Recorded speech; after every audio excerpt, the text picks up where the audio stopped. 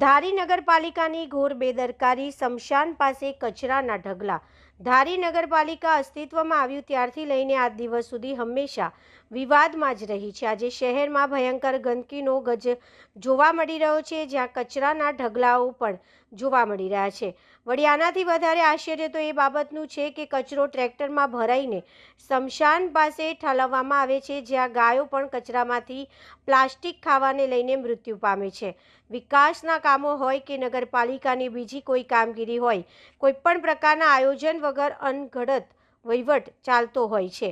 સ્થાનિકોમાં થતી ચર્ચાઓ મુજબ ખરેખર નગરપાલિકા કરતાં તો ગ્રામ્ય પંચાયત સારી હતી કે માત્ર ખાલી ફોન કરવાથી પણ કામ થઈ જતું હતું, પરંતુ અહીં તો વાત જ કંઈક નિરાળી છે।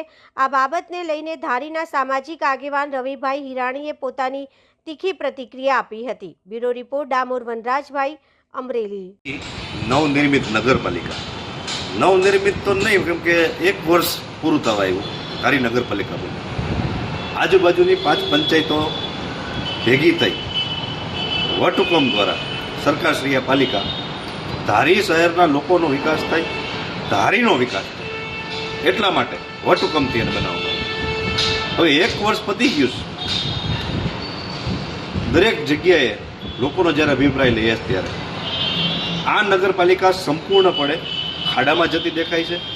વિકાસ થવાને બદલે વિકાસ તો રૂંધાઈ ગયો છે, પહેલાં થતો એકદમ રૂંધાઈ ગયો ને રોકાઈ ગયો છે। શહેરની અંદર જ્યારે પ્રાથમિક જરૂરિયાતની વાત કરીએ ત્યારે સફાઈ જ્યારે પ્રાથમિકતા ઉપર આવે ત્યારે આ નગરપાલિકા સફાઈ મામલે સંપૂર્ણપણે નિષ્ફળ ગઈ છે।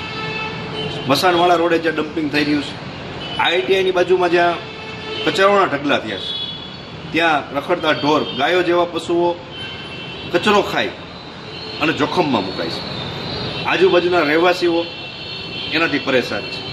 શેરીઓની અંદર ગટરો ઉભરાય છે। પાલિકા દરેક જગ્યાએ કચરો પડવા માટે સક્ષમ નથી। એવા અનેક પ્રશ્નો। આ ફક્ત અત્યારે હું ખાલી સફાઈની વાત કરી રહ્યો છું, બાકી ત્યાં પાલિકાની અંદર વિવિધ ટેબલોની અંદર થતી કામગીરીની દરેક ધારીની જનતાને માલુમ છે। પોતપોતે અવારનવાર પોતાની અરજીઓ લઈને જઈ રહ્યા છે, એટલે એ તો બધીને ખબર છે। આ સરકારશ્રીને આપણે વિડીયોના માધ્યમથી ધ્યાન દોરીએ, લેખિતની અંદર પણ રજૂઆત કરવાના છે કે આ પ્રકારની સફાઈ વ્યવસ્થા ન ચાલે। યોગ્ય ભરતી કરવી હોય તો ભરતી કરો, અધિકારીઓ ઉપર તમે કડક જો હુકમી દઈ અને કામગીરી કરાવો, નહીંતર આ ધારી નગરપાલિકા એ ગંદકીનું ઘર બનશે, બીમારીઓનું ઘર બનશે। આના કરતાં તો ગ્રામ પંચાયત સારી હતી એવા મને અનેક લોકોએ કીધેલું છે કે ગ્રામ પંચાયત સારી હતી, કે આ વિકાસ દેખાતો નથી। લોકોના મુખે એવી વાતો કરાવો કે નગરપાલિકા સારી હોય અને એની અંદર ઘણો બધો વિકાસ થાય, એવું આપના માધ્યમથી હું સરકારશ્રીને નિવેદન કરું છું।